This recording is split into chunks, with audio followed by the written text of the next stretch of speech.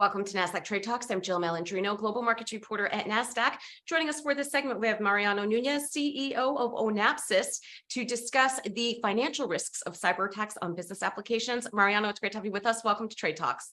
Jill, nice to meet you very much. Thank you for having me here. You got it. Now, you work as an ethical hacker, which sounds a bit counterintuitive to me. What does that mean, and what was the genesis behind that? Yeah, think about an ethical hacker is someone that basically has the same knowledge, the same kind of domain expertise as maybe a malicious hacker or like a threat actor, but really uses that for good, right? So you have the bad hacker, if you will, that is trying to break into a system for either financial gain or cause some sort of harm to the organization. An ethical hacker is the one who's actually trying to do that and work with the organization before the bad hacker does it. So we work with the organization and help them find the flaws where people could potentially be breaking in, so they can actually close those gaps before the bad guys do. So yeah, I started my career as an ethical hacker when I was 18 out of Argentina. And really by accident, I kind of run into this problem that the largest organizations of the world had these critical applications that run the global economy in many senses, and they were completely exposed to cyber attackers, right, to the bad hackers. And that's really why we founded Onapsis in 2009, really to protect organizations from that threat and solve this problem. What are ERPs, and why are they lucrative for hackers? In other words, what are they capable of doing to these apps?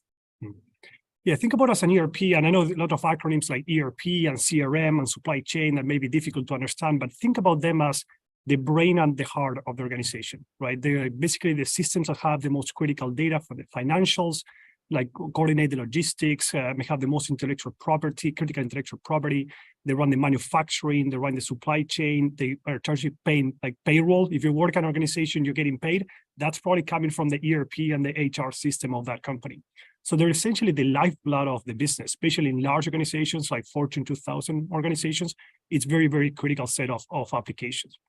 And that's really what makes them so attractive to threat actors and to hackers. Like that's really where the money is, right? So either if they want to perform espionage attacks and steal information, that's where you have financial information, maybe before it goes into the public, kind of reported to the street. So a lot of people can get information before it's publicly known and hedge like in stock trading. They can go after intellectual property like pharmaceutical formulas. When you think about the big pharmaceutical companies, a lot of that information or manufacturing companies, a lot of that information is in these systems, right? So industrial espionage or information theft that is highly confidential. They can also go and do financial fraud.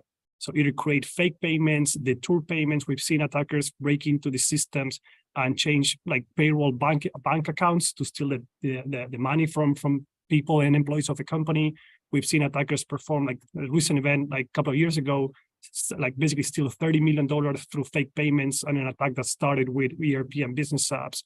And finally, you have where threat actors want to really disrupt the company and perform really a lot of kind of financial pain from that perspective, like sabotaging and taking the systems offline. We have seen organizations that if their ERP system is offline, it's basically could be like $22 million per minute because the company cannot manufacture, cannot ship any more products, and that has a significant financial implication, right? So it's really, that's what makes it so attractive for really the threat actors and the hackers to go into those systems and try to really perform this type of attacks. Mariano, are companies behind with securing their business applications? Yes, I would say that unfortunately, many still are. I think we've seen really over the last 5 to 7 years, we've seen many organizations that are really evolving to the new threat landscape, but still many are. And I think if you think about it from maybe from a house perspective, you have all your money maybe in a safe in your bedroom, and really the way the bad guys would be able to, kind of the robbers would be able to come in and steal that from your house before was through the front door, right? So you have maybe a security guard, you have cameras, you have a lot of controls on that front door. What really happened over the last few years is that the thieves realized that they can actually go through the windows, right? And go into the safe and run away with your money. And unfortunately, organizations haven't really evolved to really kind of protect those type of threats. So we see organizations that are only now starting to awaken to that. Unfortunately, in many cases, kind of the hard way, right? After a breach or after something bad happened. But today, many are still protecting those business apps the way they were doing it 10 years and 20 years ago. And really, they haven't evolved with the threat landscape and how now cyber attackers are directly going after ERP and business apps to just go after the money and walk away with that. How long does it take for a company on average to apply patches? Yeah, typically it's like, I think on average is about 97 days today. It's about a little bit over 3 months. But I think the important fact here is that when there's a very, very critical vulnerability in other applications, like when you have operating systems or endpoints, like companies in many cases can move very, very quickly and have that implemented in 24 hours, 72 hours in some cases. When you're looking at business critical applications like ERP and the ones we're describing, it's really, really hard to get the downtime in many cases to apply the patch. So you have a company that knows they have exposure, but they may be like 1 or 2 years behind the applying security patches, not because they don't know there's risk, but just because it's really hard for them to take the systems offline, because that would, for example, mean manufacturing maybe getting offline, right? And really mission critical systems that are hard to patch. So in that case, I think the best way you have as an organization, the best option you have is at least to monitor the systems to make sure that if someone is actually exploiting that vulnerability that you couldn't patch, you can respond and react as quickly as possible. So it's a very unique domain. When you look at business apps, they're really, really hard to patch systems. And while organizations are getting better, it's night and day compared to what they're doing in other domains with other systems in their business. And in the last minute here, what are some best practices for companies to secure ERP applications?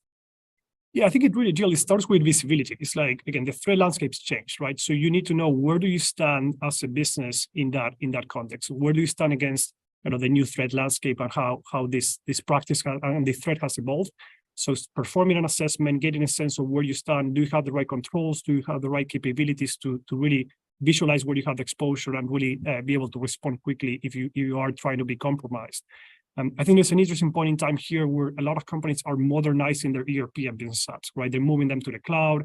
They're doing digital transformation initiatives on these applications, implementing AI or RPAs or different capabilities that it's a very good point in time to really modernize your security posture with that. But I think the good news is fundamentally at the basics. A lot of these organizations running critical systems already have mature security programs for vulnerability management, for threat detection and response, for custom code security. And it's really about integrating business apps into those programs. You don't have to reinvent the wheel.